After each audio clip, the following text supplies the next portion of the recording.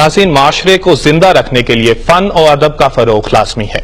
कुतुब बीनी के कल्चर के फरोग और अदब के जरिए माशरे की इस्लाह पर बात करने के लिए आज हमारे साथ स्टूडियोज में मौजूद हैं शायर और अदीब सैयद माजिद शाह, जो शोबा तदरीस से भी वाबस्ता है। माजिद शाह साहब, आपको वेलकम करते हैं स्टूडियोज में।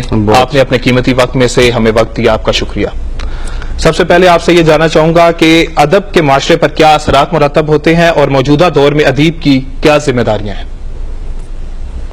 सबसे पहले तो आपका बहुत बहुत शुक्रिया, पीटीवी का मैं ममनून हूं कि आपने मुझे दावत दी। अदब और माशरे के असरात और अदीब की जिम्मेदारियां जो हैं, इसमें कुछ चीज़ों को समझने की ज़रूरत है हमें।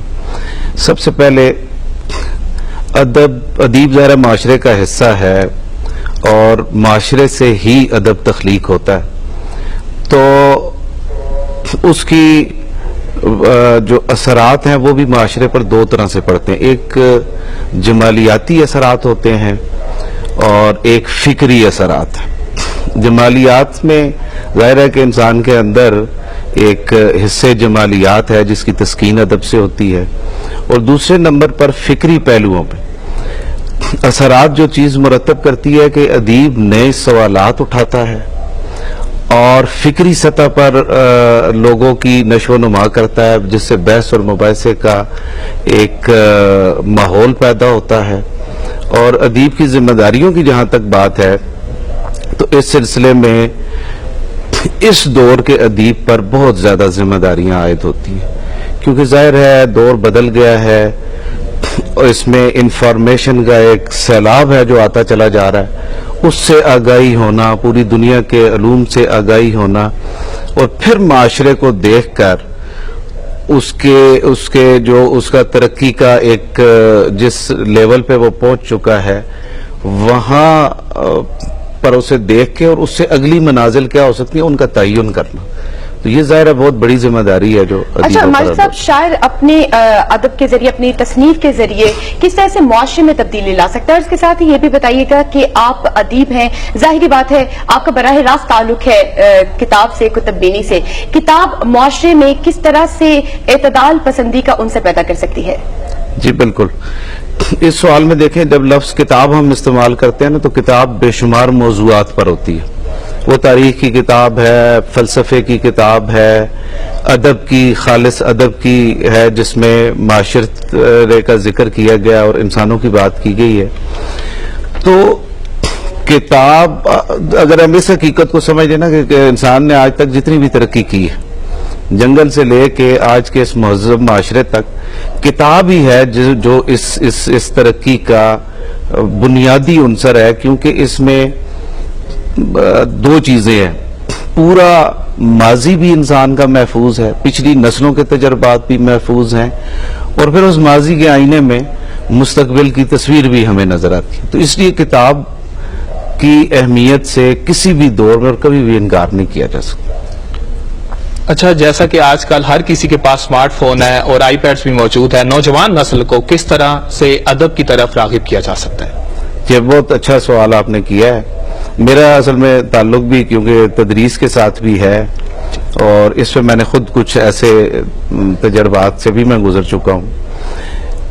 इसमें देखें, दो तीन चीजें हैं जिसमें नौजवान नस्ल को हम अदब की तरफ ला सकते हैं। सबसे पहली चीज तो ये है कि जो मीडियम वो शौक से यूज कर रहा है, फेसबुक कर रहा है, व्हाट्सएप कर रहा है, इंटरनेट उसके पास है, यूट्यूब है, तो वहां पे मेरा जो अपना जाती तजर्बा है वो मैं आपको बता दूं। मैंने स्टूडेंट्स को बताया कि वो यूट्यूब पे जाके ज़िया मोइनुद्दीन, उन्होंने जो मज़ामीन तो लफ्ज़ में पढ़े हुए हैं, कोई नज़में पढ़ी हुई हैं, मरसिये पढ़े हुए हैं, और खुसूसन मुश्ताक अहमद यूसुफी ने अपनी कुछ चीज़ें पढ़ी हुई हैं, तो वो मैंने देखा कि वो स्टूडेंट्स ने एक दफ़ा जाके देखा, तो बाकी काम करते हुए बीच में 2-4 मिनट के लिए उसने देख लिया, करते करते वो इनकी किताबों की तरफ आ गए।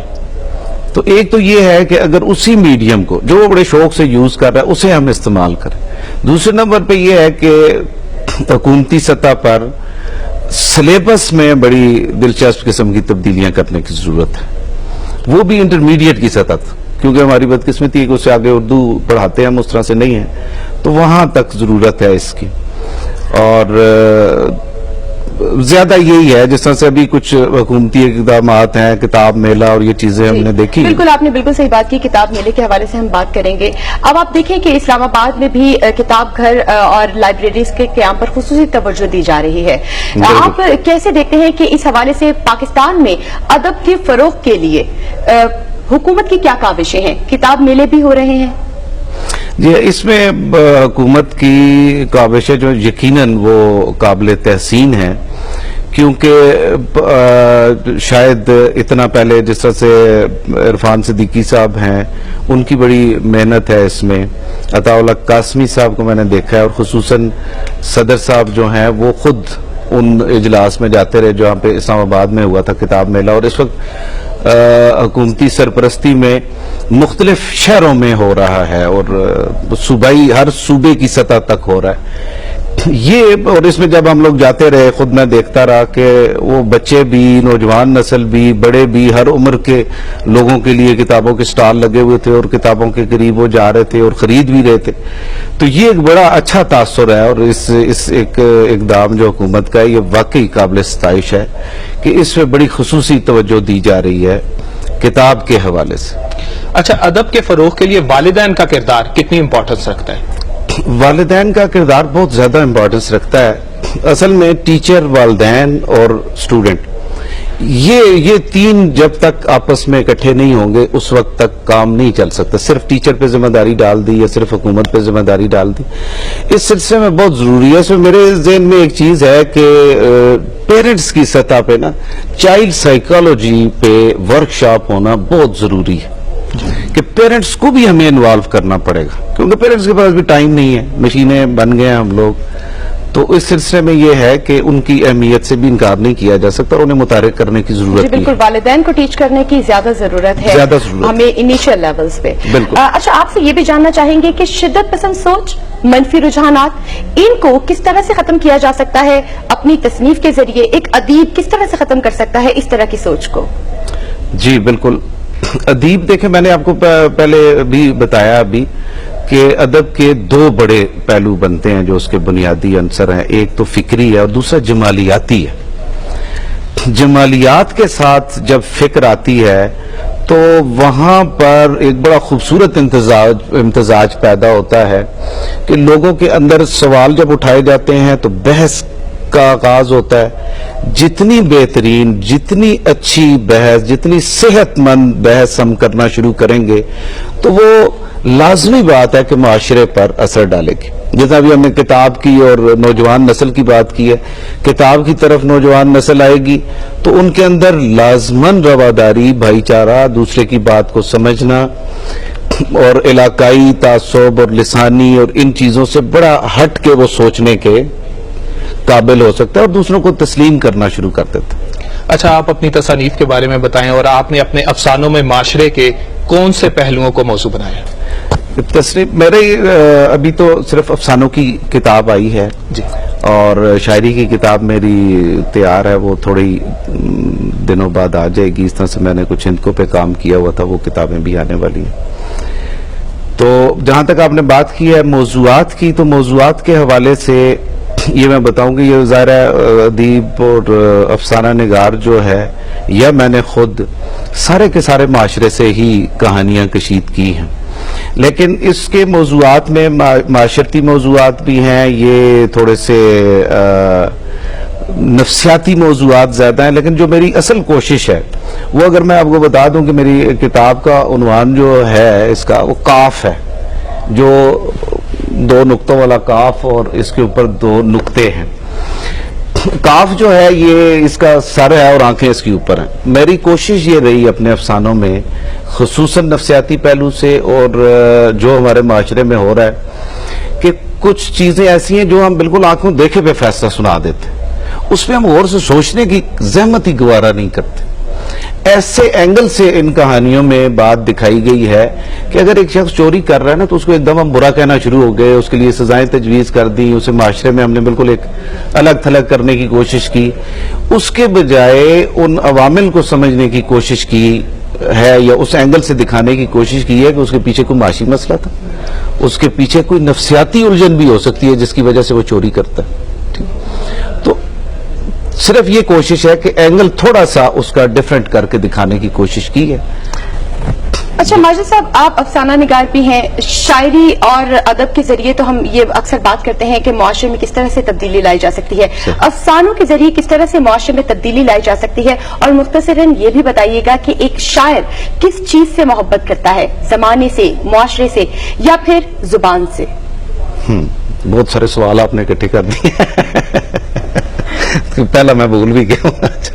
आपसे ये पूछा था कि अफसाने से किस तरह से मुआशरे में तब्दीली लाई जा सकती है? देखें, अफसाने से, अफसाना जो मीडियम है ना, ये सबसे कदीम है। यानी जितनी इंसान की तारीख पुरानी है उतनी कहानी की तारीख पुरानी है। कहानी इंसान के साथ साथ बढ़ती हुई आई, और इसमें जितनी देर, और इतना हम कहते हैं ना कि चीजें और एलिमेंट बहुत सारे आ गए हैं, इंसान का टाइम नहीं रहा, ये नहीं रहा, लेकिन आप अगर देखें तो सबसे ज्यादा फिल्में इस दौर में बन रही हैं, सबसे ज्यादा ड्रामे इस दौर में बन रहे हैं। इसमें मतलब कहानी ने इस मसरूफियत के बावजूद हमारा दामन छोड़ा नहीं है, बल्कि और ज्यादा जकड़ लिया उसने। तो इसलिए जिस पर ज्यादा फोकस है, जिससे इंसान जान नहीं छुड़ा सकता, उसके जरिए आप बड़े आराम से तब्दीली ला सकते हैं, अपने कल्चर को फरोग दे सकते हैं, अपने आइडियाज को फरोग दे सकते हैं, अपने नजरियाती एतबार से आप अपनी तरबियत कर सकते हैं, अपने लोगों की तरबियत कर सकते हैं। ऐसा हुआ है कि मुख्तलिफ ममालिक जो थे, उनके जब चैनल्स चलना शुरू हुए तो बच्चों की जुबान में फर्क पड़ गया। जी बिल्कुल, नसीहत आमोज कहानियां लाजमी होनी चाहिए इस चीज के लिए। नसीहत आमोज कहानियां बिल्कुल नहीं होनी चाहिए। कहानी खुद ऐसी हो कि उससे नसीहत लोग लें, वो मॉरल के साथ नहीं होनी चाहिए, कभी नहीं होनी चाहिए। वो कहानी है ही नहीं। कहानी खुद बोले कि आप वो किरदार देख के, आपके सामने किरदार एक ऐसा आ जाए कि उस किरदार को आप फॉलो करना शुरू हो जाए। जी बिल्कुल, तसनीफ और कहानी ऐसी होनी चाहिए जिससे खुद ही लोग सबक हासिल करें, खुद से सबक हासिल करें, खुद से नसीहत पकड़ें। बहुत शुक्रिया आपका। सैयद माजिद शाह शायर हैं, अदीब हैं, और हमारे साथ शायरी और अदब के मौजू पर गुफ्तगू कर रहे थे।